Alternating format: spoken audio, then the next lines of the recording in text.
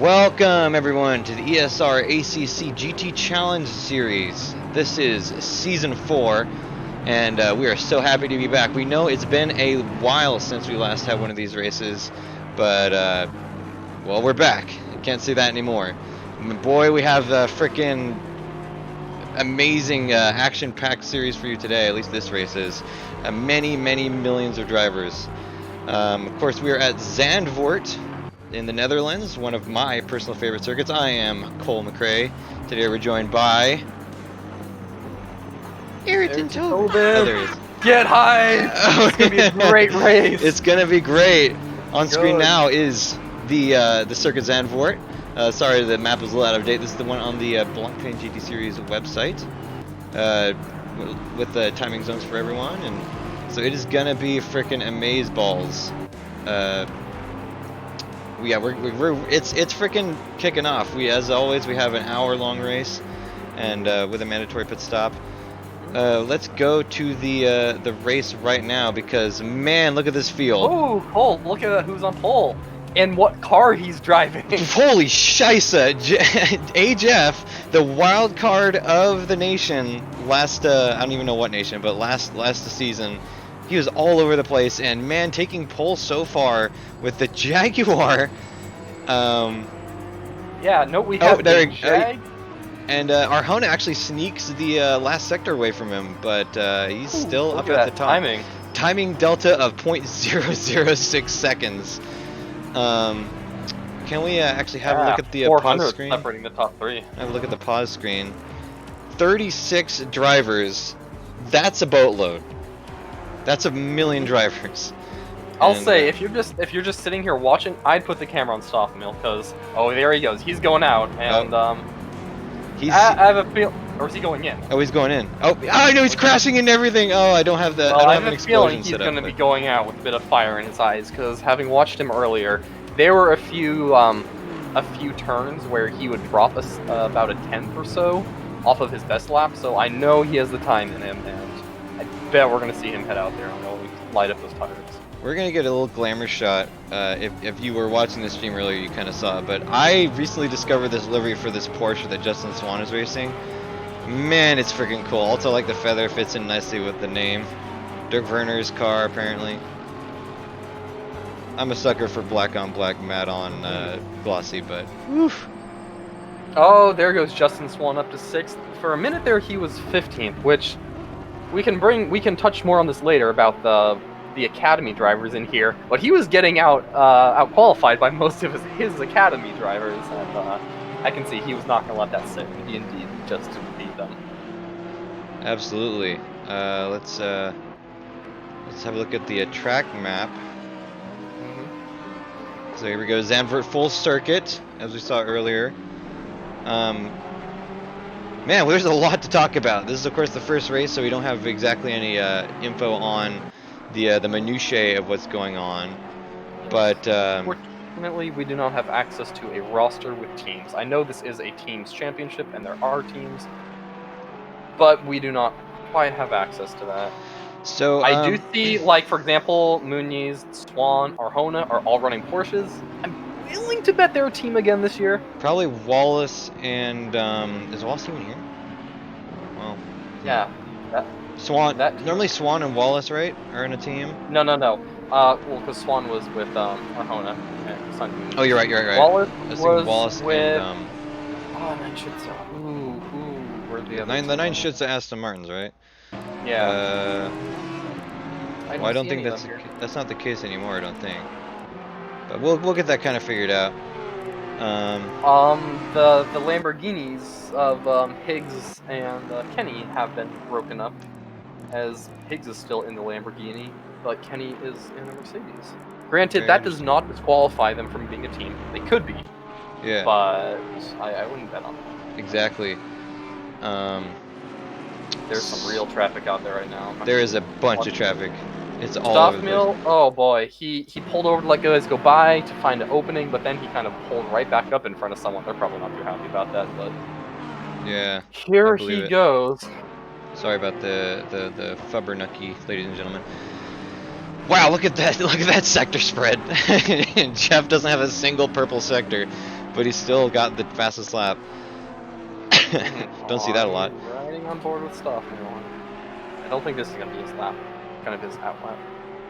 He's already down on his best. Also, I mean, I don't think we've had quite a spread in car choices in a long time. No, Like I this said, is incredible. Jaguar, Nissan, you know, Bentley. There was a BMW floating around, Lexus. The Mercedes are actually pretty far back in the field. So we got a bunch of stuff going on.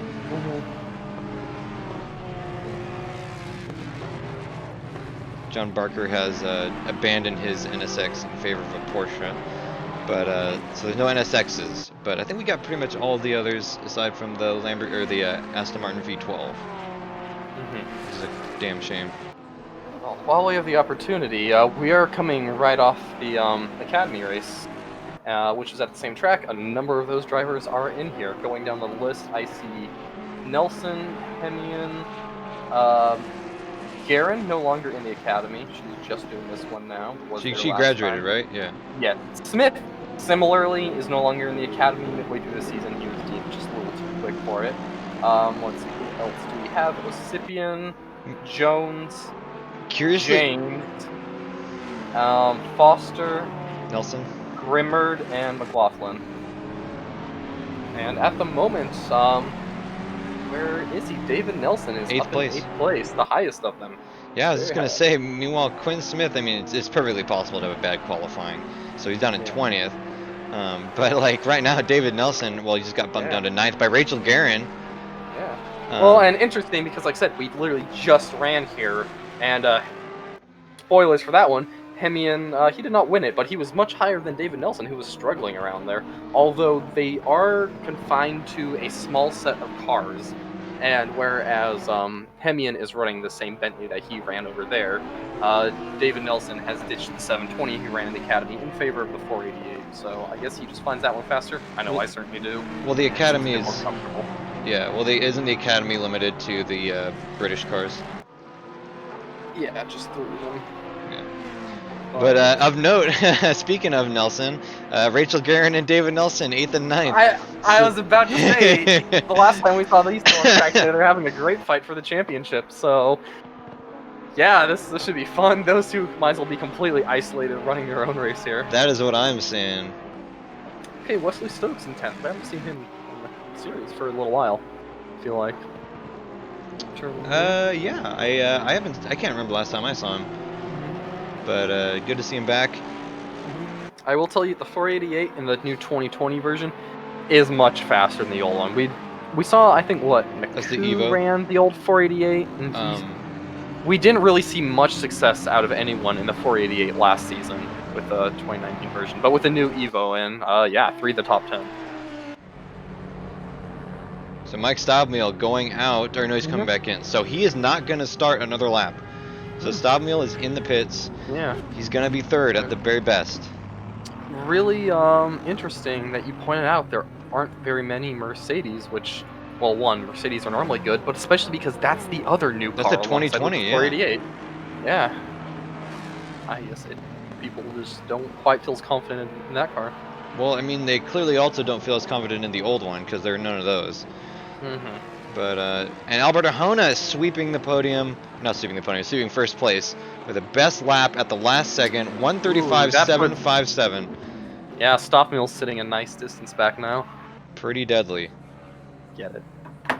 Although I think this is the first time ever we've seen a Jaguar and a Nissan in the top 3. Maybe way back when we did the season 2, I think Stoffmill was driving the GTR. Oh no, that was the Lamborghini, I believe, the Gallardo. So, and then Oyet in 7th. I apologize if I mispronounced the name. M6. Rotterdam, new name. Oh, we got a bunch of new names. Yeah, Rotterdam, Burke. Let's. That's Andy Burke. That's Andy Burke, or Andrew Burke, I suppose I should say. Smith, Blackadder. I wish my last name was Blackadder. That's badass. Burcoat, De Luca, Diorizio. We've seen Turcotte before. Dieters. I think Yeah, we've seen him in either the. I think we've seen him in the maybe 3D speed. Magnani, I don't think we've seen before. Um, Uncharacteristically low qualifying there for Jerome. This is down in 28th. So What else is new? Barba and lower. So I'm just sending you a picture of the qualifying order. So we have Arjona, Jeff, Stoffmeal, Rotterdam, Burke, Swan, Uyet, Garin, Nelson, Stokes, Smith, Blackadder, Muniz, Hemian, Doro, and that is our top 15 cars. So we got quite a bit of Oh, a I'm varied getting field. word from the big man himself that this Sunday series does not have teams. It is all individual. Wouldn't Say surprise me if you cheese, still see a lads. little tiny bit of teamwork from certain drivers, but there is no teams championship. So I just send a little message to our drivers. That is a pretty cool establishing shot there. Let me clear the HUD. Oh, I can't. Well. Jeff says what?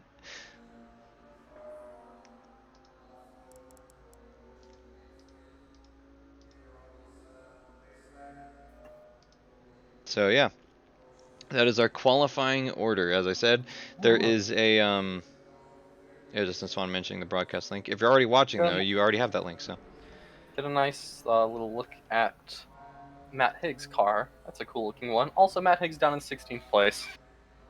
Exactly tied with Doro for 15th. yeah, so getting the music started back up. Um, so what a field we have here today. Let's look at the timetables again.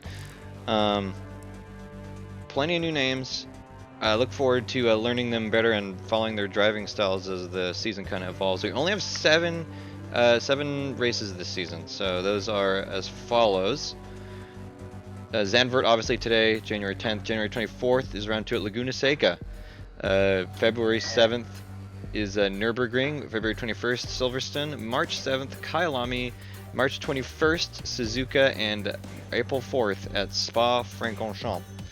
So that will be something to keep an eye out as we develop. This all will be updated at the ESR race app and Discord. So if you want to follow us there, that will be where you can do it at. This yes, that's all I want to say. Big field. Huge all the way field. back into District A. We've actually grown to 38. Yeah. So Yeah. And as we've noted, just this seems like the most diverse field we've had yet. it's pretty diverse. This music you're listening to is royalty free, generously provided by Seth Choi of the YouTube Music Library. The song is called "Raging Streets." If you like it, it's available for free. YouTube.com/Seth Choi. So, a kind of unfortunate. I mean, not unexpected, but we haven't seen the return of Maxi Lentini since season 3, so that's unfortunate. Nor Finn Esch. And Finish, yes. Oh, I just realized Arjona's livery. Obviously, it's the Golf livery, but it's specifically the one with the arrows, from like the 1970 John Wyer 917s. Really. Did you say that was Arjona? Arjona up on Oh, pole, yeah. It's not just the blue and orange, but it has the arrow over the front. Oh, so we're just gonna have a little. Oh my god, the camera's going so slow now for some reason. Alright, well.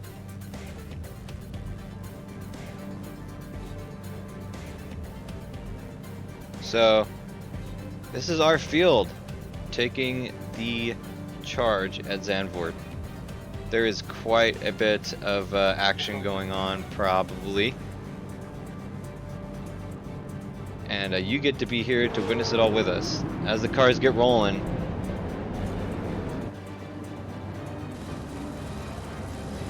Turn 1's an interesting one here. To me, this turn 1 is so tight, and you want the inside line so much that almost like a NASCAR race, something short like Martinsville. If I'm, say, starting on the outside, I might be willing to you're getting to the inside as much as possible. Even if you're giving up a position, I do not want to be trapped out there on the outside.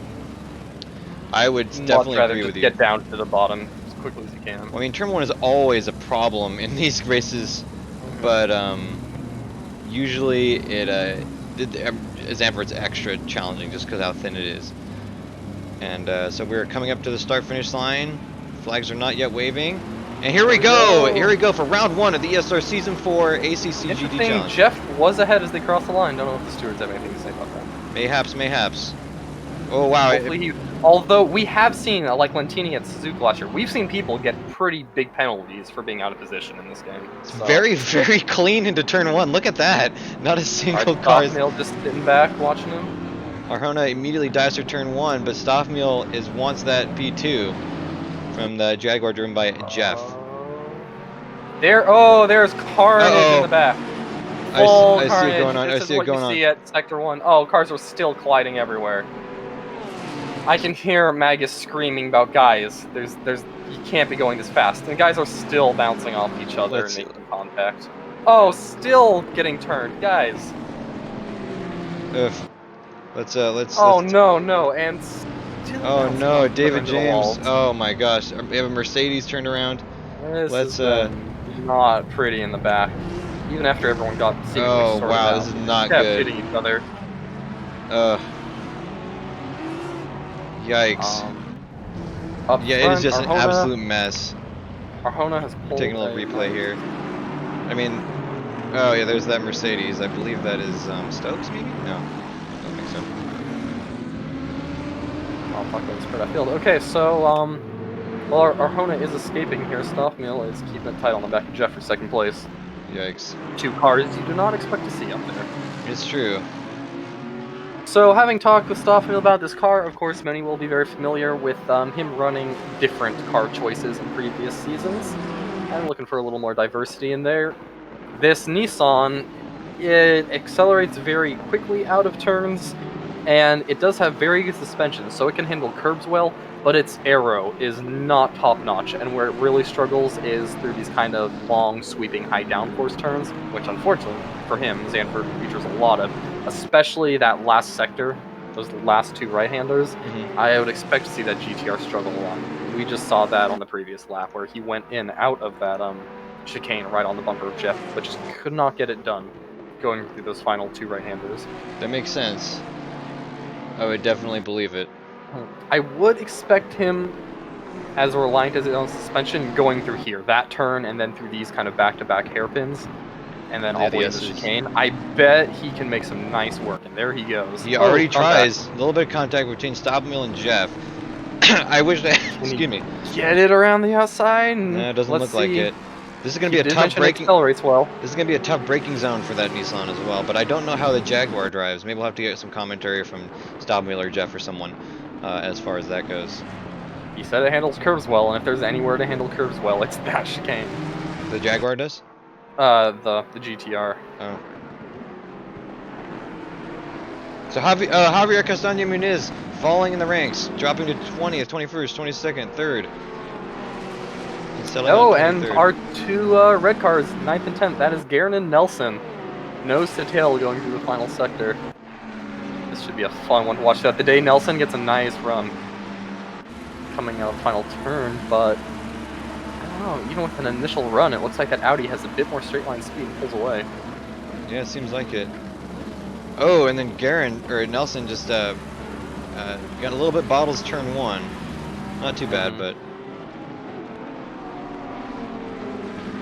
I expect these 2 to be together the entire race, no one being too bold to make a move. Well, they had a pretty good first sector, or first lap, I mean. Someone got up there, I think it might have been Hemian. Not entirely sure on that one, but definitely be a race to watch. Has made his way from 16th to 13th, so he made that well. Oh, as I say that, he does some weird stuff, gets a little out of sorts. Apologies, ladies and gentlemen, we're having some director problems, so in order to switch camera focus, I need to cycle through the cars. That's just going to be kind of how it goes, I think. And as you go back to the field, it is very spread out from that chaotic first lap. So it seems. Oh, Rotterdam appears to have had a little problem. He just fell several positions. Okay, so up front, Jeff is closing. It looks a little on Arjona and Stoffmeal. Struggling to keep up with that Jaguar. Looks like it. They're all kind of bottled up together, not bottled up, but they're all kind of squished together. But you can see Stoffmeal is losing a little bit of time. Wow, and yeah, Jeff is really outbraking Arjona going into turn 1. Well, you can see in the bottom right of the screen, Jeff currently has the best lap, almost 6/10 faster than Stoffmeal. Granted, we're only a couple of laps in, but we are, and we've seen this from Stoffmeal. You know, last season, even in the races where he doesn't get the lead off, then the world seems to be falling apart at the start. As long as he keeps it up there, he's good with pitting, and he just knows how to manage the race well. He keeps it within striking distance the whole time to pick up on a win if the other guys falter. Yeah, that's really where, I mean, we've seen it again and again. That's how, that's where the race is made and lost, really, essentially. If you can hold that pace and apply pressure evenly. Oh, we have a car spinning around that looks like Wesley Stokes. Oh no. But this Jag and GTR are definitely getting through that middle sector a bit better than the 911 of Arjona. So I realize this is going to be a bit jarring every time we need to go across the field.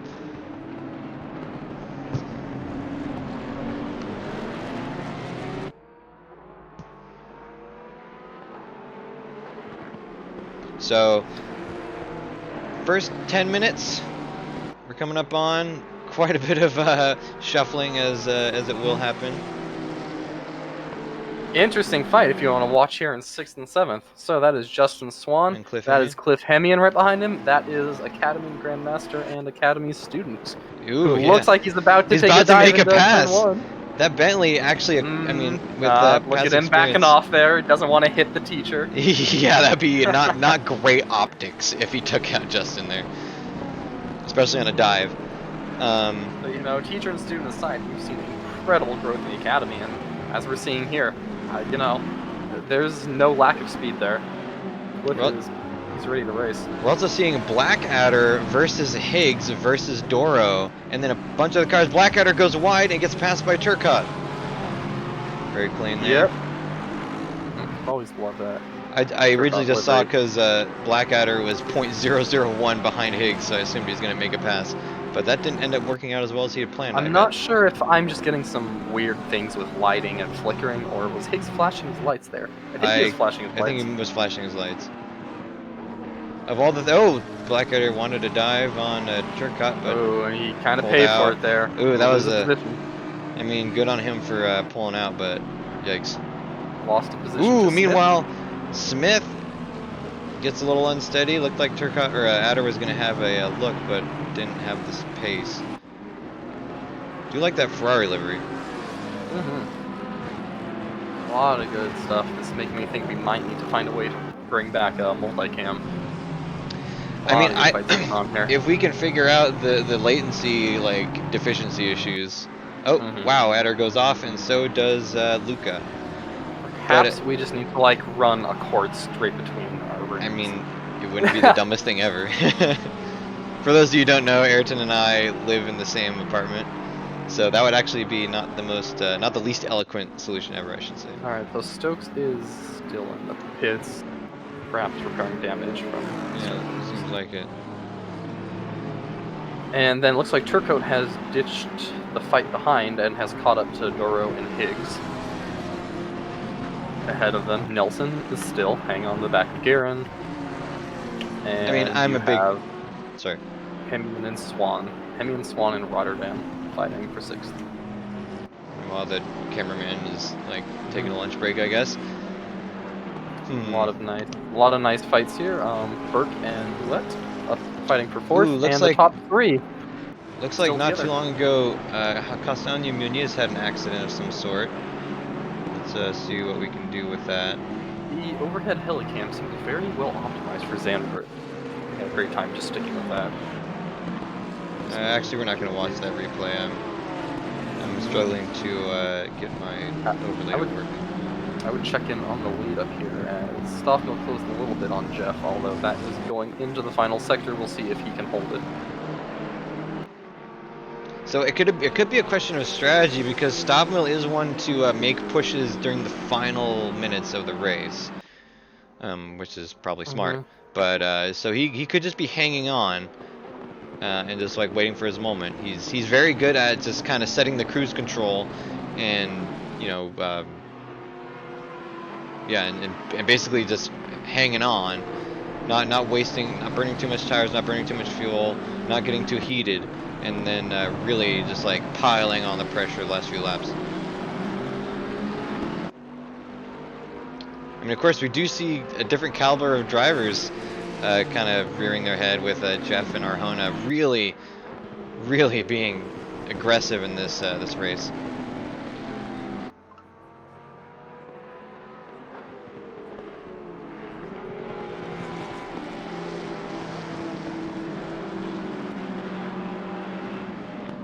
It looks like Turcotte has had some movement. Looks like Smith got by him, and Luca as well. Looks like we had an accident potentially between Higgs and Turcotte. So let's watch that. Ooh, that's not good. We should just assume. So this is turn 1. Looks like Higgs and Higgs went alongside Turcotte, and Turcotte he slammed into him and looks like he spun him. So that's not good. Well, I'll tell you, for 4th place, Millette and Burke getting very racy. As well as the fight for 3rd behind them with Swan, Henry, and Rotterdam. Those are some bright cars. Oyet and Burke. Yes, they are. So we've broken them up into some really good fights here. We have. Nelson and then Garrett still together for 9th place. Dude, I gotta say, I'm a fan of Nelson. I just like he's kind of, not the underdog necessarily, but he's been just the Academy success story. I mean, he was never a poor driver, but you know he was mid. Backpack a little bit, and within one season, definitely one of the most transformed drivers we've seen. He's been fantastic, and seeing him, like I remember last season of the Academy first race, he was just completely. I mean, he won a lot of races because he was consistent, but he didn't have the speed. I don't think anyone will argue that. But he's been just like completely. Dude, I'm starting to tear up, man. No, I'm just kidding. Well, but I'm sure you know, right now there is no one he would rather pass on this track, not even Stockmill, than Garen. Yeah, that's your championship rival right there. And I mean, not to you know, dunk on Garen. Garen's had a pretty transformative first season in the Academy as well. Heck, the both of these two are running top 10 in this series. Phenomenal. They've both been. I mean, it's like I talk a lot about Nelson because of how much he's improved, but Garen is like improved a lot in a completely opposite way. I mean, ooh, cold check up front. Stockmill is as close as he's been to Jeff. Oh yeah, right on the tail there. Just pop into the heli cam. This turn, this is where he struggles to really get that power down like the others. Seems like it. Yeah, he just can't get the run out of that turn and get on the power as soon as then. And look at that gap he loses down the main straight every time. I mean, yeah, it's like how almost really tough. I mean, turn 1 is undoubtedly the best and easiest place to pass here, but when he has such a bad run through that final sector, that is going to be really difficult to set up. It looks like the Nissan can handily outbrake the Jaguar in turn 1, but unfortunately, turn 1 comes right after the last turn, which is undoubtedly. Oh, Jeff looks like he struggled to turn 4. I mean, unfortunately, Zandvoort is a track that doesn't allow you to capitalize on your opponent's deficiencies a lot. You've commented on that in the past. But it's really about banking your passing for the last turn, and oh man, the Nissan not having the guts in that last turn is really hurting Stockman. It looks like he's flashing his lights, unless that's a lighting bug. Well, you know, Higgs and I were talking during the Academy broadcast about how defending's so easy here, I think, because you don't have to make the decision that you do at other tracks, where you have to decide, you know, am I going to take a hard defensive line to keep the guy behind me, but sacrifice my line, or am I going to take the fastest line? Here, the inside line is really the fastest way. You don't, especially like turn 1, you know, with the high banking, it's not like you really have to worry about, you know, do I want to swing out wide? Nah, you just hug the inside the whole way around there. Same with most of the turns here. So the best way to defend is really just straightforward the racing line. Drive like normal. Just don't make a mistake. It's true. And here we come to the last turn again. And Stockmill doesn't lose too much time, but he does definitely lose some. So you seem to I'm have sure anyone who watched the Academy will be hearing this double, but one thing we were really touching on in that broadcast was turn 1. Just hug that inside wall. Oh yeah. It frustrates and confuses me when I watch people give up the inside line there. Because again, this isn't like other turns where you kind of give up the inside, then do an undercut. No. Turn 1 here, I don't care if the guy's getting a big run on you coming out the last turn. Oh, They we're can go coming around up the on outside. Dark Adder. Looks like Dark Adder had... No, it's not Dark Adder. Mm-hmm. That's not Dark Adder. Never mind. It looked similar livery, but... Thought he might throw a wrench into Jeff's plans, but actually it seemed to hinder Stoffmeal more than anyone. Yeah. But yeah, as you're saying about turn 1, that's definitely true. Very even radius. Boy. What's Jeff? What? Oh. Jeff had a peek up the inside there, or Hona. It might have hurt him though. It looks like he's lost a little bit of ground on Stoffmeal. That's one of the challenging things about passing on Zandvoort is that you gotta really know. Oh, a little contact Stoff between wants Jeff. to go. He wants it so bad. Yeah, well, because the inside line is so important here, yeah, if you try and make a pass and you botch it or you don't complete it, you're probably going to lose a position if there's someone behind you, because as soon as that guy has the inside, then it's out. But back to turn 1 specifically, it's like if a guy is getting a big run coming out of the final turn, let him get that big run, but make him go the outside. He's not going to pass you. You just can't go around the outside of turn 1, so just run up against that wall. We saw Bennett during the Academy defend really well against him, doing exactly that. He went up against pit road wall, basically. Like, do not let him get to the inside at all costs. Exactly. Well, and that almost ends up being a detriment sometimes, because like we saw at the in 3D Speed, not 3D Speed, the GT2 Redux series on Saturdays, we were also at, that's just yesterday. Oh no, not yesterday. Week before yesterday. We were running at Zandvoort, and I think it was Coxie Daniel. I definitely butchered that name, sorry, but Daniel is his last name, and he applied that policy a little too liberally a couple of times. He would try to dive under turn 1, even when he definitely didn't have the room. That ended up giving him a couple of penalties, I think, or just one maybe. It's tempting because while again it's not the cleanest way, that's really how you passed here, either by the guy making a mistake or you forcing the issue and just going up the inside of any turn really on the inside.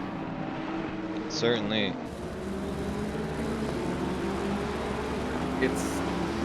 I mean, outside of either forcing it or having the guy, make a mistake, wobble a little, there's so few turns here where I can say, yeah, you can set up a turn and, pull off a pass of your own accord. That just doesn't happen. Yeah. And as we say that, unfortunately, it looks like there's been an accident. Javier Eugeni is having just a terrible day. Here we just go back. Looks like he's going along the outside of Aston Martin and just gets a little too bold. Oh, it doesn't look like that was that bad of an accident, though. He just got bumped a little bit. Well, a quick rundown of the top 10. I did notice there's a little bit of action going on here as You cut out, Ayrton. What'd you say?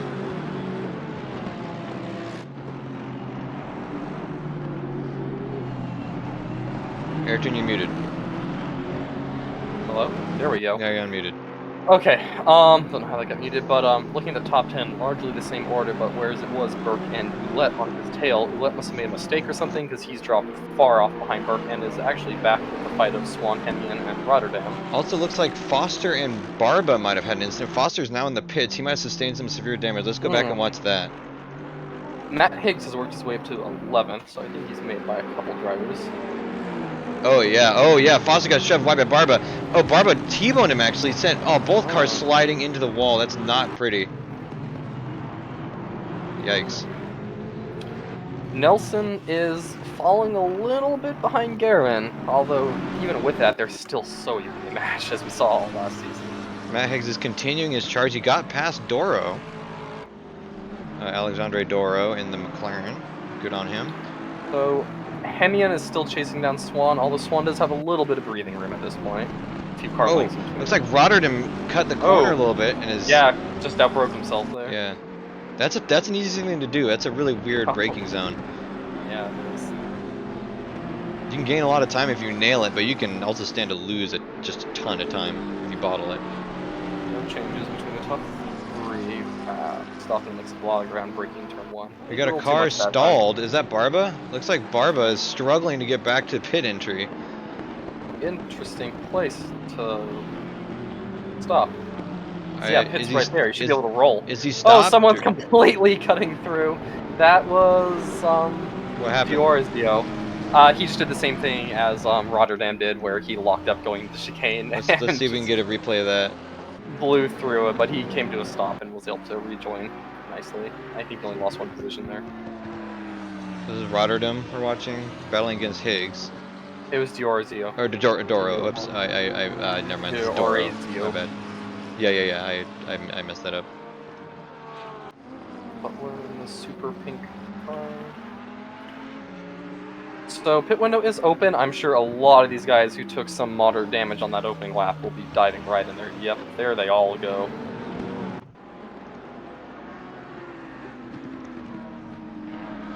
Anyway, we get to watch Higgs and Doro battle a little bit.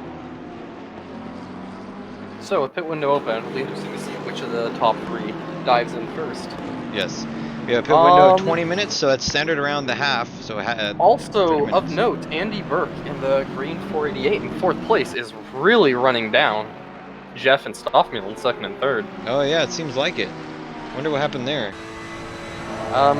Perhaps, I don't know, now that he's free but maybe he's able to focus on his line a little bit more and not have to defend. Maybe these guys, actually, I do believe Jeff and Stoffmuel have been kind of, fighting for position because they are losing touch with Arjona. As you watch them from above, I can see Burke just inching closer and closer.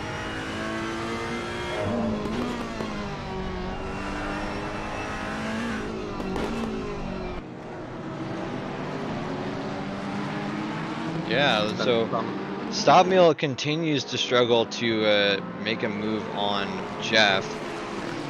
His best really lap solid of one defending by Jeff though. Well, yeah, not cracking under the pressure.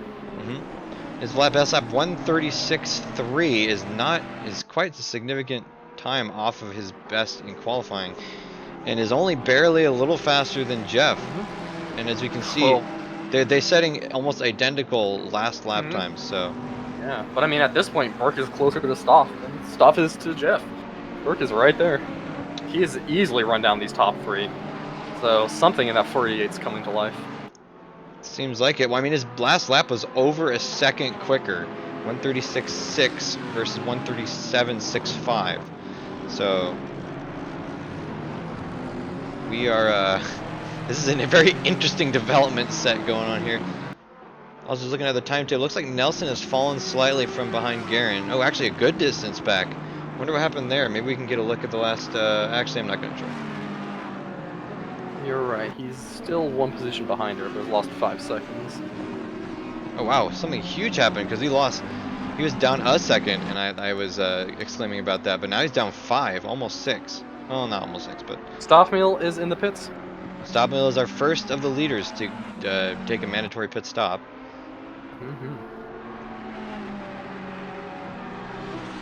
Perhaps this is him feeling he was being held up behind Jeff, and he just wants to kind of get off sequence, get out in clean air, kind of undercut him, I would suppose.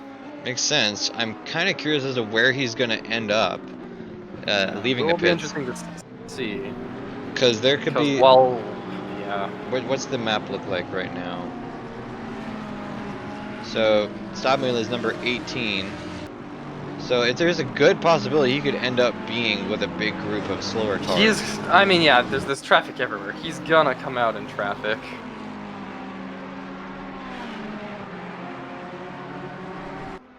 Which, while you get yourself off from the rear of the guy you were chasing, it looks like David Nelson. Looks like David Nelson's losing even more time to Guerin. He might have had sustained some damage from something. I don't have any notes of an accident in my display here. All right. So Stoffmuel has exited the pits. He is behind McLaughlin and Martel. And this is not a good place to pass, even if you are faster. In fact, Martel is really keeping him at bay here.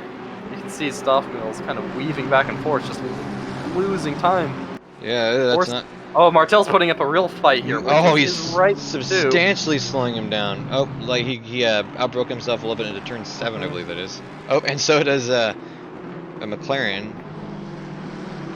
Who's that? That's at Grimmert. And normally I would, we've had conversations about how if someone's on different sequence, you shouldn't put up a fight to cost yourself time. The thing about Zandvoort is he was costing him time just by racing his line. Like, Yeah. he wasn't even really defending him. It's just so impossible for Stoffel to pass through that section. So two of our next podium are Hona and Jeff, and they're just also both dove into the pits at the same time, as did Matt Higgs, as we see in the background. All right, well, very interesting to see where Stoffel comes out. So if we go back to stop mill, sorry for the blocky movement, ladies and gents. Full lap.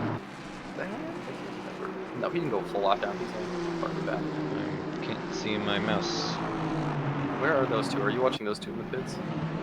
They're still in the pits. I'm attempting to move to them, but my mouse has disappeared. Oh yes, there goes Stop Oh, there Mill. goes Stop Mill. Yeah, made up time. He made it by Rona, despite the fact that it looked like he was held up there. He must have got a really good outlap. Maybe he just nailed the hit in and out. I was just gonna say it's considerable time. It's not impossible. He is behind Jeff, so actually perhaps Arjona just had a horrible pit stop.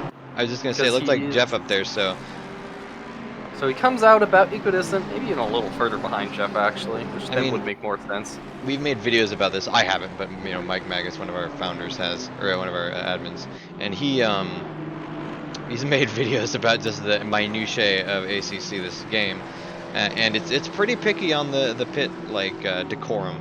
So it's not that out there to say that maybe Arjona just really had a bad pit entrance. Luckily he didn't get a penalty or anything like that. But well, his plan foiled. Stoffel now finds himself on the bumper of Jeff once again. So they had almost identical pit strategies. This guy for perhaps the lead. Well, I'm guessing Jeff, when he saw Stoffel pulled off, figured he'd kind of cover that undercut there and just pull back in the pits the next lap. So this Jaguar in front is Josh McLaughlin. This is fourth position. I mean, not really, because McLaughlin hasn't pit yet, but not really. And this is a prime example of, yes, it's 4th position, but you don't fight them and slow yourself down, because you're not going to end up racing them and you'll just cost yourself time.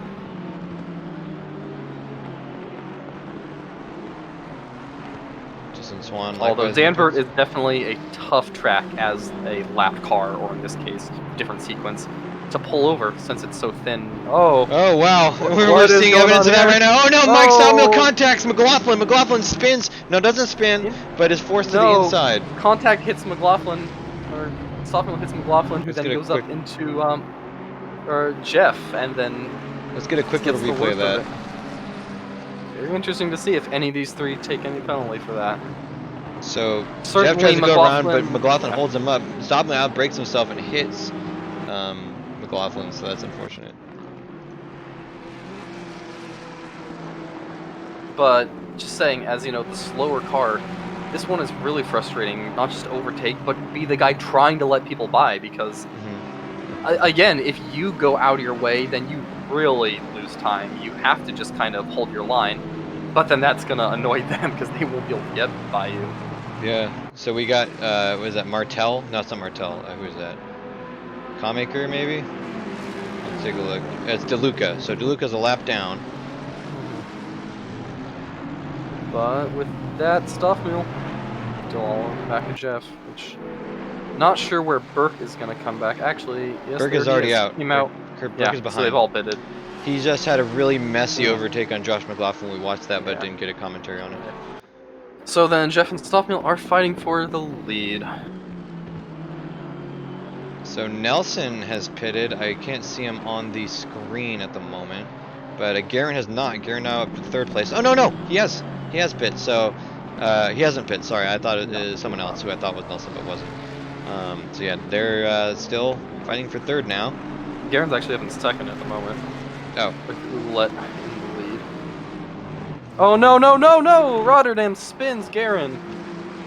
I'm trying. Oh no! Looks like into the wall and takes damage. We didn't get to see that very well. Let's do a replay and a half. Yeah, what happened there? I just saw them kind of spinning. There we are. Rotterdam makes a pass attempt. Oh, it just totally pit maneuvers Garen on one of the widest parts of the track too. That is interesting choice. That's going to definitely require some review. Although she's in the final sector here, it doesn't look like she has major damage. I'm guessing she's going to go into the pits, repair what she does. She hit the wall Maybe with not. quite some force. I would be surprised if she didn't pit. Well, she must not have picked up too much damage because she didn't choose to go into the pits there. God. Although she is some substantial distance behind. No, well, she's getting looked up on the inside by Doro. But Doro's being extra cautious about it. Good choice. Dude, that Audi does not look too happy. Can we get a look at her damage? Actually, I'm gonna break the fourth wall here and change my HUD.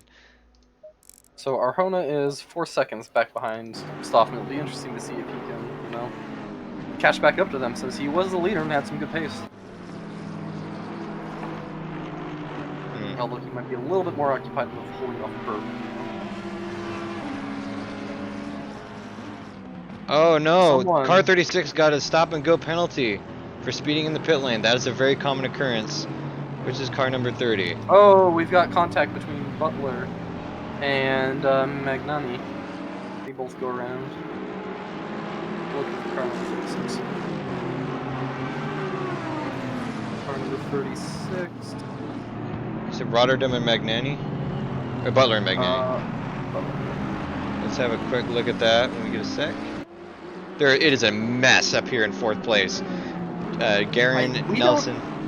What? We don't even have a car number 36. Did they possibly disconnect after getting there? It could have been. Let's We're have a look also at that down incident. to 31.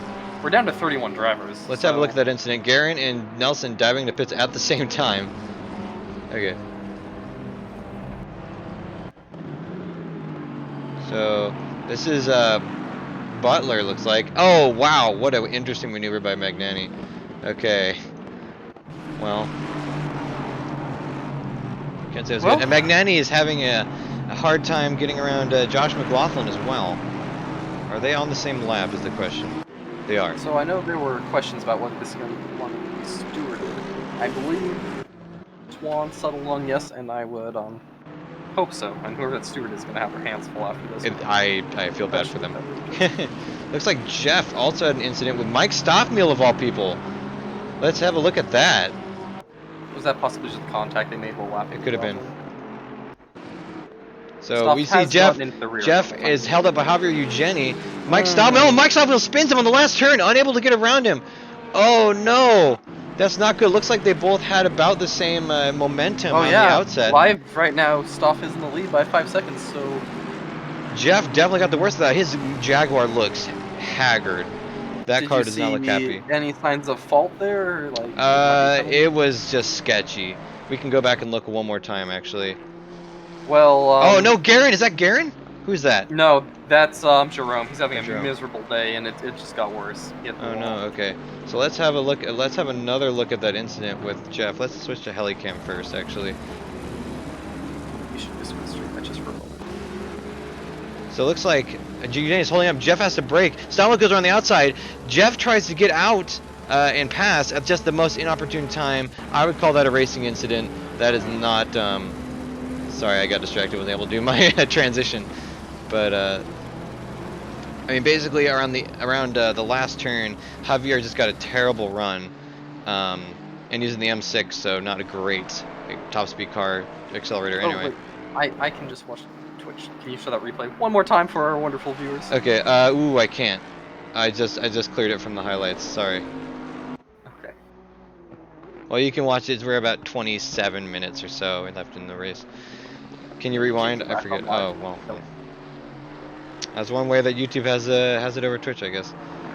Looks like Burke, Arjona, and DeLuca might have also had some sketchiness going on. Let's go look at that. Okay, we don't get to see it.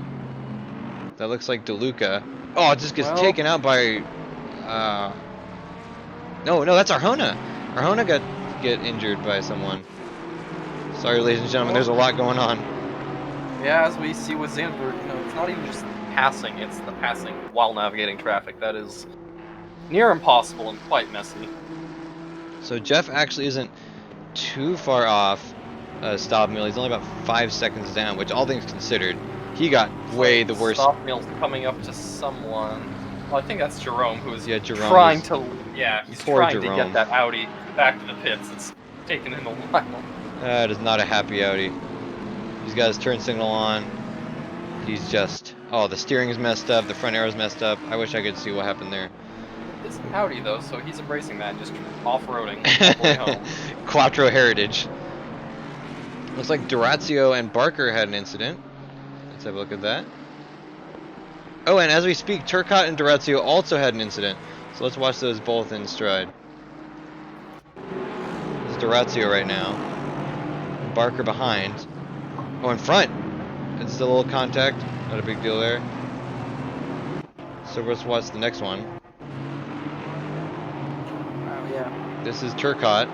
Just comes out and Durazio forces him a little wide. Doesn't look like any fault there.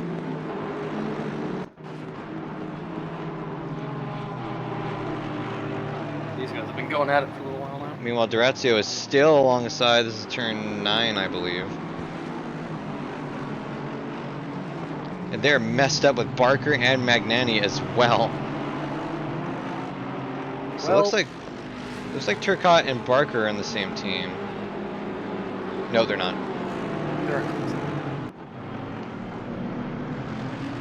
Uh oh! As we say that, Magnani gets shunted by Barker slightly. No, that's Turcotte. Gets shunted by Turcotte.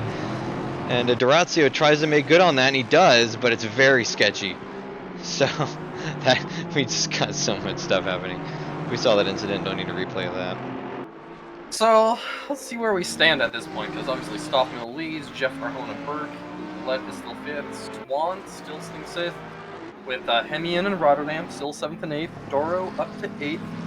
I'm 9th. Nelson Oh. is, yes, sorry, Doro's 9th, Nelson holding steady in 10th, Higgs still 11th, Garen is 12th, so she's done her pit, maybe fix that damage, That's and what I was gonna unfortunately say. dropped a couple, but she is still 12th, so nothing too major. And, as I watch by, as we see Jerome still riding the wall on the outside, just limping it home to the pits. Eugenie, Jones, Butler, McLaughlin. Okay, McLaughlin's had a nice day. He was way back there earlier, but Wasn't he 23rd? What did he qualify? yeah, I he forget. was back in like the mid to late 20s. So he is little by little, just by avoiding things, working his way forward. Barker, Magnani, and then yeah, this is where you really start to get into people who had some trouble throughout the day. So, no shortage of action here as we pass our halfway point a little while ago. I'd say the tightest fight is for 3rd at the moment, with Burke tailing Arjona. David Nelson just setting his best lap of the race, 1:37.194. So very good on David Oh, Nelson. look out, he's coming. Matt Higgs. Ah, Nelson. Look out, leaders. Oh, Nelson's heating up. Oh, Burke is weaving around looking for a way past Arjona in 3rd place. Okay, we're going up. Oh my god. Ooh, Arjona looks to be struggling in this section of the track as they exit. I believe that's turn 9. Sorry, I have my track map up. Ooh, Burke wants close it. contact there. So a brief look up at Jeff, who is way behind Jeff had Stoppel. as much damage as you had speculated. So, wouldn't be surprised if he starts falling back towards these two. I mean, yeah, Jeff definitely got the worst end of that contact with Stoffmeal. I almost, if I was him, I almost would have considered just diving into the pits because it happened like 30 feet before the pits. So yeah, but obviously like that's a choice you decide not the to. damage he has. Oh, there's Jerome. Oh, Getting close. he finally, he almost got it. He's almost there. You got it, buddy. Oh no, he stopped. Come on, man, you got this. Oh man, Josiah. He's inching his way forward. He's just grinding on the wall. This is not a happy Audi. We're gonna get an onboard view. Oh wow, that steering is messed up. He did it. He's in the pits. He's He in the can't pits. steer, Oh, though. Wow, he truly can't steer, even at that low speed. that's terrible. Poor Josiah. Might have a Matt hard Higgs time navigating. just coming by, maybe having a look under David Nelson. Yeah, neither Matt Higgs nor Nelson had their best laps in the last couple laps. But it looks like, and there the director goes. It's been a quiet day for Higgs. I'm sure he's frustrated with 16th. He would have liked to been up closer to the top 5. But he's inching his way towards the top 10.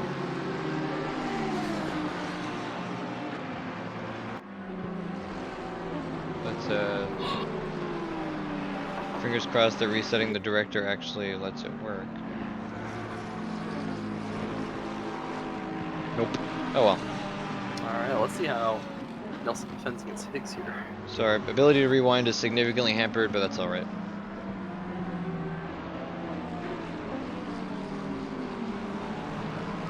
Pit window closed, hope everyone has pit. Yep, unfortunately I don't see a way of telling that elegantly, so we'll just assume.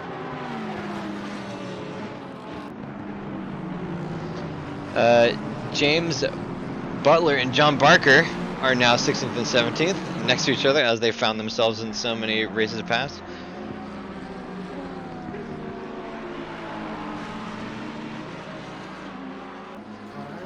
Higgs got real close to the back of Nelson a couple times around that lap, but ultimately he actually lost some time in the lap and just not in the lead around. Yeah, so yeah, Nelson's actually pulling out some faster laps. About 4.5 tenths down, or up, I guess, on Higgs. Let's have a look at the leaders. Looks like there's a battle forming between Uyet and Swan as they try to go around. I believe that's Burke. So Burke is there's an intense battle for 4th place. Jeff has meanwhile not fallen any since we last checked in on him in stop wheel a couple laps ago. Well, fell 1/10.5, but that's not. I don't think that's significant with the amount of damage he sustained. Okay, so Burke has gone by Arjona, and they have both fallen back towards Ouellette. Now it's a three-way fight for 3rd. Meanwhile, Justin Swan appears to be catching slightly, up 4 tenths since we last checked on him. So Burke is now clear to go chase down Jeff if he can.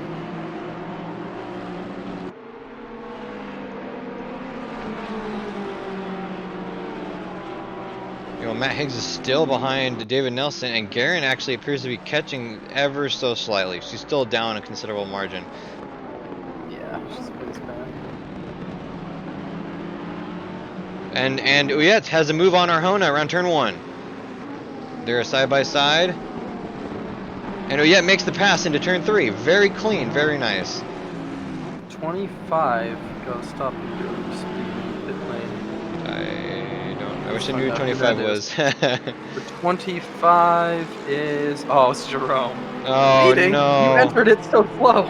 I didn't think he was capable of speeding. Yeah. Well, at least that means he finally left the pit lane.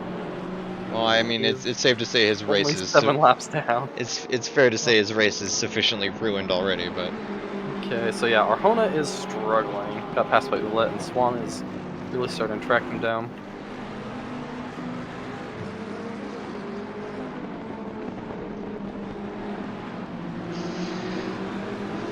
And Nelson's still holding Higgs at bay. Great top 10 here. Looks like it.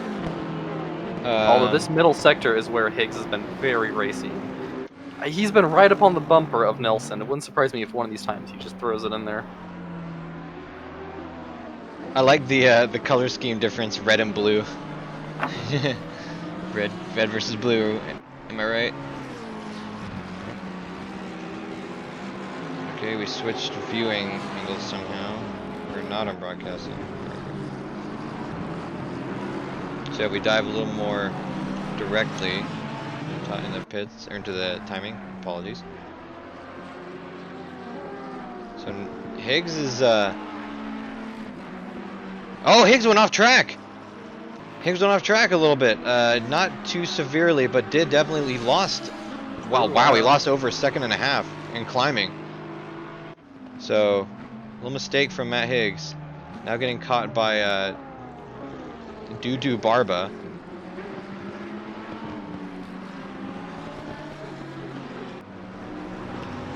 And while Desire Jerome goes in to serve that stop and go penalty. Ordinarily, I'd say insult to injury, but I mean, his race is pretty dead. There's not gonna be a lot of salvaging that.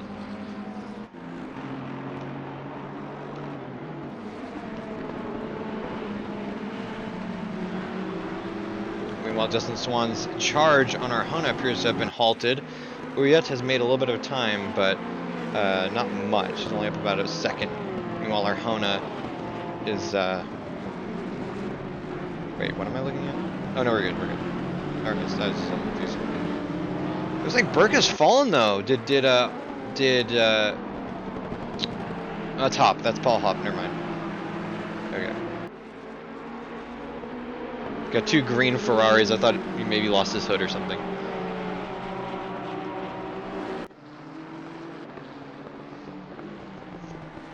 And Hop lets Arjona through. Smart choice.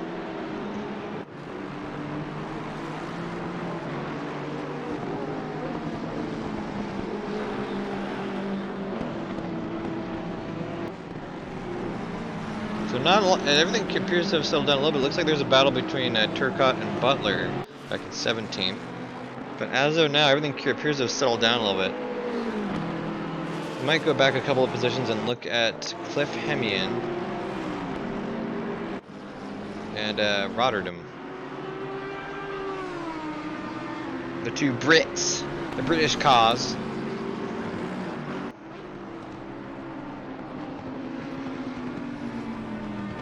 This Bentley livery is a livery we've seen many times throughout ESR's history. I believe Wesley Stokes used to drive one of these, if I'm not mistaken. I think we've had this one since season 2. At least I've seen it since season 2. But Rotterdam is right on the tail. It looks like he gets a bit of a run on the inside of turn 9, I believe that is. Apologies if I get these turn numbers wrong. But it looks like the Cliff gets the hook up a little bit quicker than Rotterdam does. As they dive into the S's, about equally well suited to that section.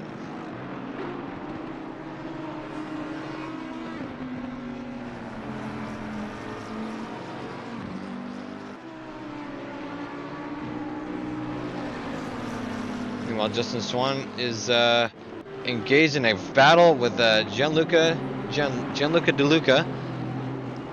Or wait, what? No, that's James. It's David James. So Justin Swan is ahead of them, but he's still battling with Arjona.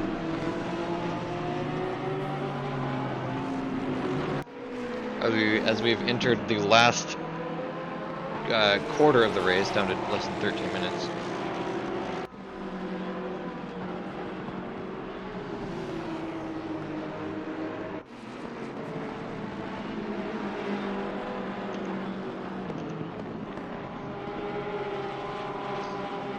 So it looks like the fight between Butler and Barker has turned into a fight between Butler, Barker, and Turcotte.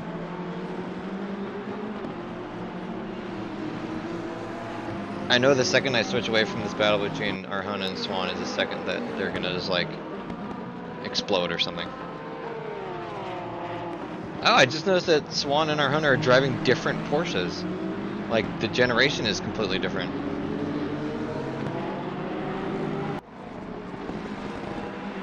I believe Arjona's driving the 991.2, whereas Swan appears to be driving the 991.1, or maybe the other way around.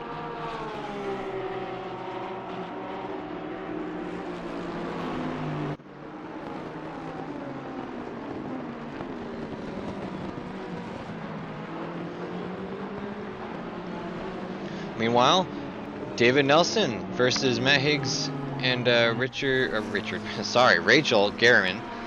Battle seems to have dissipated. They've kind of equalized in lap times and in timing. Or I should say distance. Meanwhile, Josh McLaughlin has gotten involved in the fight between Jones and Barker. Or no, what happened there? It looks like Butler appears to have gotten lost somewhere in translation. Maybe he had an accident.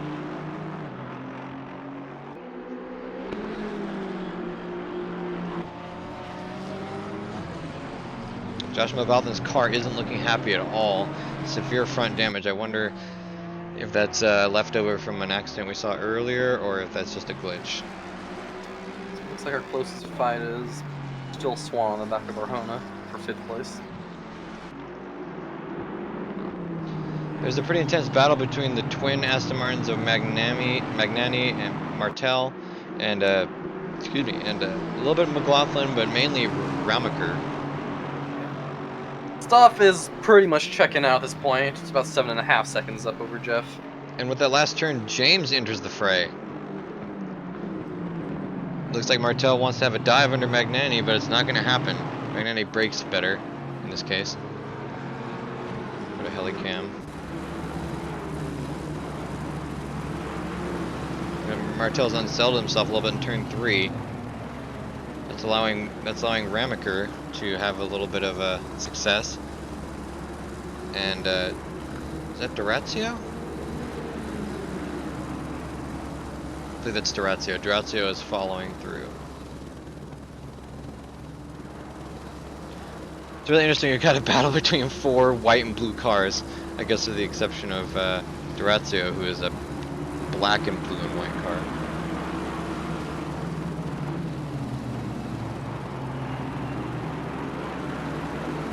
Yeah, Ayrton, you were right. The Helicam is very good on this track.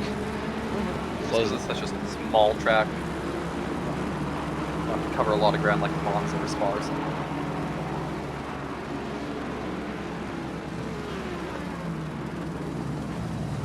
Martel wanted to dive under Magnani, but ended up ruining his line a little bit.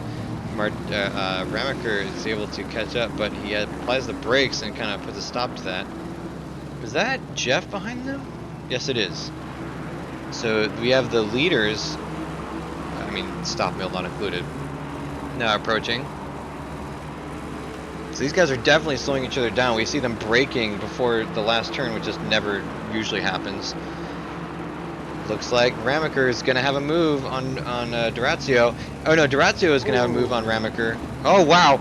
So Durazio is going to go from 4th to 2nd after, is that Martel? No, Magnani bottles it. Martel tries to get around as well, but doesn't have the pace quite. That was quite an interesting switch up we saw there. Yeah. Why the fight? Meanwhile, the leaders are absolutely eating up that space. So this is going to get interesting fast. Who is this? Burke has completely tracked down Jeff, and that's only going to get wilder as they catch this group before. I think this is going to be what we want to watch for the remainder of this race. Oh no! And someone comes back. Wow! Track. Oh wow! That was DeLuca. Yeah. No. Burke is cutting. No, that wasn't DeLuca. That was Ramaker. Oh my goodness! And Jeff emerges. So does freaking Ferrari man. Oh, we got a McLaren disabled there. That is Grimmert. The mess. So, and you've got. Let's go back to the Helicam. Roulette. Looks like Magnani let Jeff by and is maybe gonna let Burke Jeff by. Navigated. Uh oh, Burke is now being held up by Magnani. Yeah, like his spot. Oh, he's really not happy. Ouette's trying to get through as well. Looks like Martel just gives them the pass. Good idea. And Burke has gotten past Magnani, but now it's Ouette's job. The BMW, I forget, is that fast in a straight line? Well, he got a better launch anyway. Ouette makes it through. Martel. So well, we finally have the top 4. Oh wow! Rick Martel with a hell of a dive. Oh my gosh, that was bold. I don't think he meant to do that. Ended up losing a position to Ramaker, but I mean that could have been bad. He almost took out Magnani, didn't end up doing it. Looks like Magnani got a bad run into turn 4. Sorry if I got a little loud there, ladies and gents. That was exciting.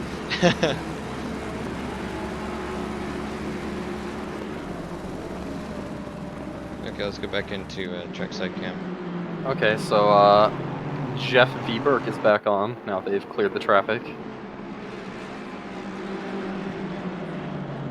Looks like Ramaker is making a dive under Martel. On that double right-hander of, I believe, turn 7 and 8. Go. Very nice. Check out the fight for second. Burke is there. Oh yeah, wow. Oh, getting a little slidey, losing some grip there. So what you can see is best lap 136.3, last lap 139. So he lost over 2.5 seconds in that battle. We'll be charitable and say 2 seconds, but still that's substantial. Yeah, as these guys are fighting, they're losing about 1.5 seconds to stop up front. Not that that really matters at this point. It's just a interesting note.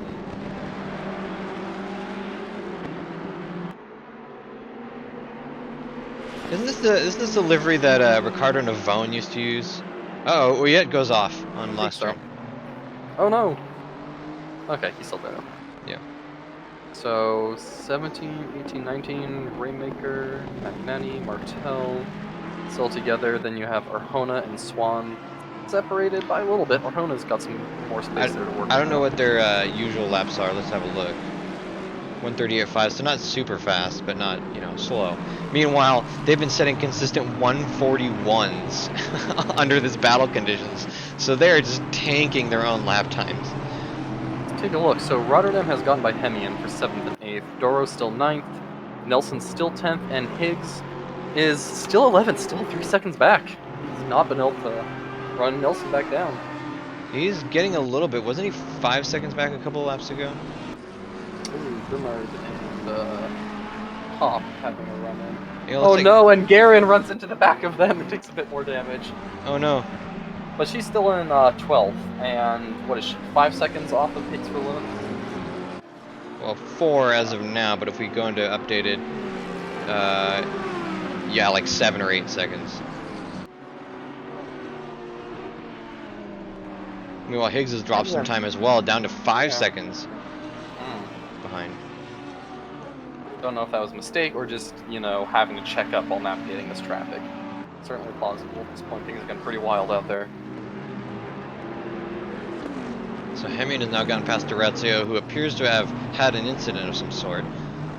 Ooh, wow, and he outbrakes himself hard into the S's. Has to cut the track there. Swan made a mistake and Rotterdam has gotten by him. Yeah, I was just looking at that. I was wondering if Rotterdam had been... Oh, Martel, my, here we go, Martel having another fight with Magnani. Again, last lap, 141.3. This is just terrible lap times while fighting this battle. Josiah Jerome. And here we go. The fight for second is now on with 3 cars all together. Jeff Burke and Ouellette. Uh oh, who is that? That was Rainmaker. Rainmaker goes off in turn 4. Maybe takes a little damage, not very much though. Okay, cameraman's falling asleep at the wheel. Uh oh! Wow, Burke really fishtailing there. Wow, let's have another look at that. Uh oh. What the heck? There we go.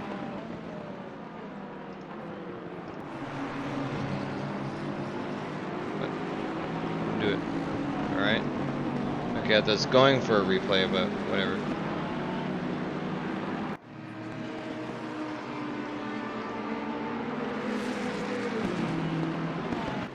Let's go a little onboard from Jeff. It looks like his, also shout out to the team named Jag.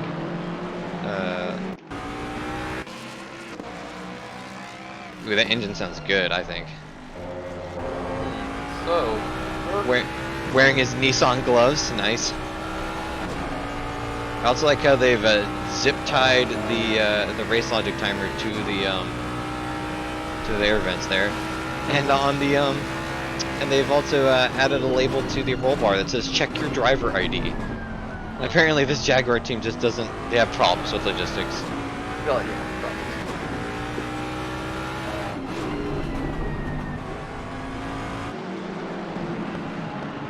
So now Ouellette is hot on the tail of Jeff.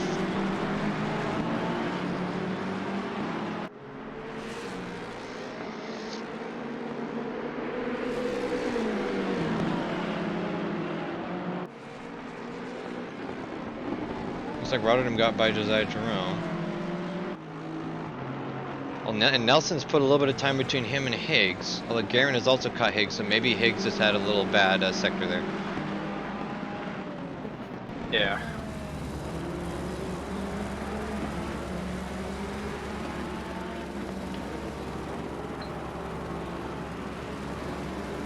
So the fight for second between Jeff Ouellette and Burks is really as hot as it's ever been. Burke lost a little bit of time on that last turn, but not much. Still half a second about.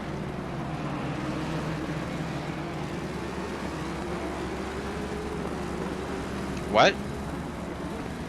It now says What? Not so. Okay, what the heck? It says Jeff is in fourth now? Now third? What's going on with the timing? Ooh, oh yeah, went off in last turn, but only just a little bit.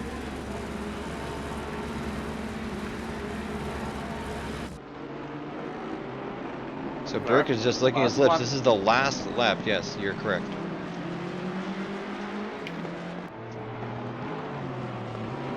So Uyet has one more chance. It looks like he's tracking down the Jaguar. I wonder if Jeff is still damaged. It's very possible. Yeah, they're all checking up. So Burke and Uyet are right there. Jeff has to defend for one more lap. And McLaughlin coming up in the front. This could get messy. You know, unlike all the others who have kind of gone up and down throughout the day, Roulette's only been moving forward. It's definitely tough. Looks like it. Meanwhile, Josiah Drum has gotten past Ramaker and Martel, although he has several laps down, so.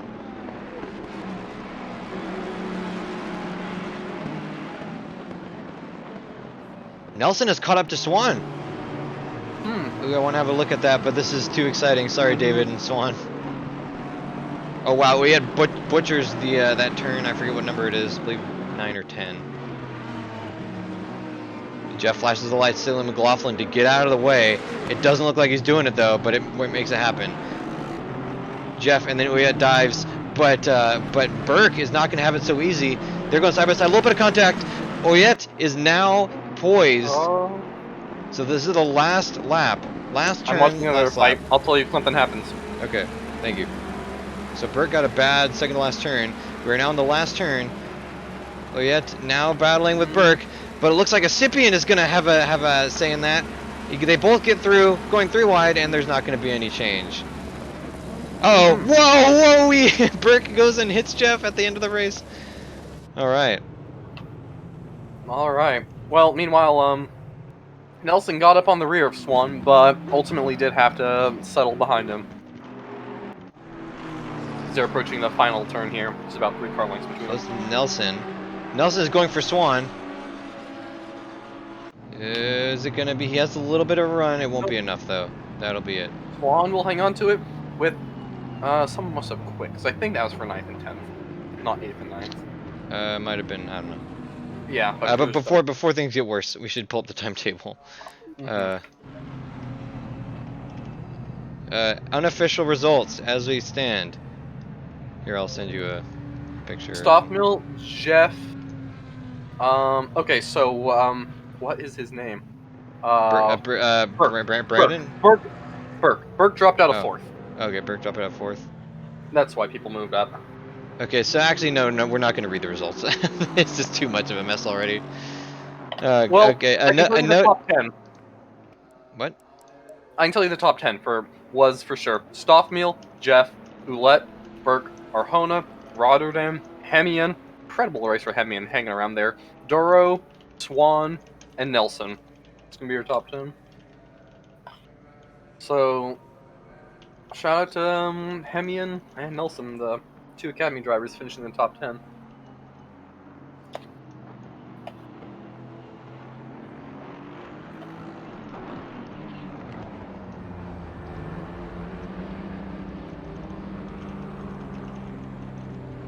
So I'm just making a note to the drivers.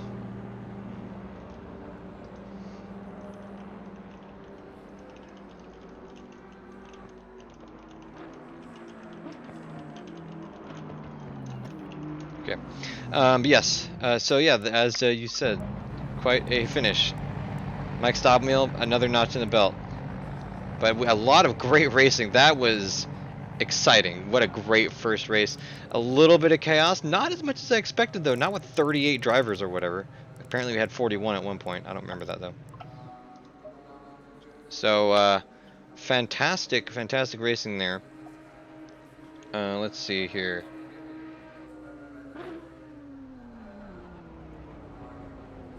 Yes. Okay, yeah, that's right. Okay, so fantastic racing. Great season 1, as I noted at the beginning. Looks like there was a good result in that battle between Magnani, Burke, and who was that? They were fighting with Dorazio, maybe? I don't remember. Any case, yes, as I said before, the next race will be at Laguna Seca, so that's January 24th in 2 weeks. 2 weeks time. Is there any? Oh wow, no one's even in the voice chat, or is it hidden? Looks like it's hidden. No, there's a ton of people in there. It's hidden. I can't see it. Wait, Oh why well, can't you see it? I don't have the role, I suppose. Um, Interesting. but okay. Yeah, I don't know. I'm not a big fan of hidden channels, but whatever. I've never seen the channel be hidden on here. I think something's bugged for you. But Well, on my screen, general voice is also a hidden channel, and one off R3E as well. But That's I weird. I can see them because I'm not. Anyway, it doesn't really matter. Yeah, kudos to all the racers. Very, very good job. We had lots of good action, lots of clean action, a couple accidents, but that always happens. Meanwhile, we are perfectly set for the next race at Laguna Seca.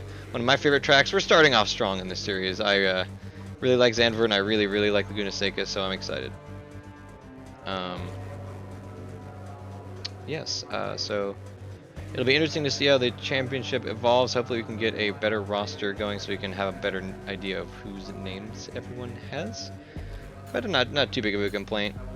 We'll learn them slowly. But yeah, so that is our race 1 of GT Challenge ACC Season 4. Super, super excited. In the future, we will have more information and hopefully a little more clarity on exactly what's happening when. But I think it was pretty fine the way it is. Hopefully, the stream worked out for you guys. This is my first time streaming for this, so we did some testing. It looked like it went pretty well, so can't really complain there for now. But yes, so if you like this stream, join us. I mean, obviously we're on a Twitch, but we also have a Discord. As you may have seen in our transition there, we have a website, esr-race.org, race.org, sorry. That's Echo Sierra Romeo-race.org. And join us there. We like talking. We like doing racing, of course. Maybe you can get in some of these races as well. It's a lot of fun, and we hope to see you there. But anyway, Ayrton, anything to say? Any last words? Nope. Next race up is gonna be the other GT3 ACC series on Wednesday. 3D Speed Series. And that's at Laguna Seca. That's also be at Laguna Seca. So it looks like I don't think it'll be that way forever, but it'll be changing. But at least for this round, it'll be every series will be chasing the what's it called, the stop meal. Yeah, every series will be chasing the stop meal. Chasing 3D speed. My brain doesn't work. Okay, all right. Well, it's been good providing this racing for you, and I hope it stays as good the rest of the season. Have a good one, y'all. See you next time. Bye bye.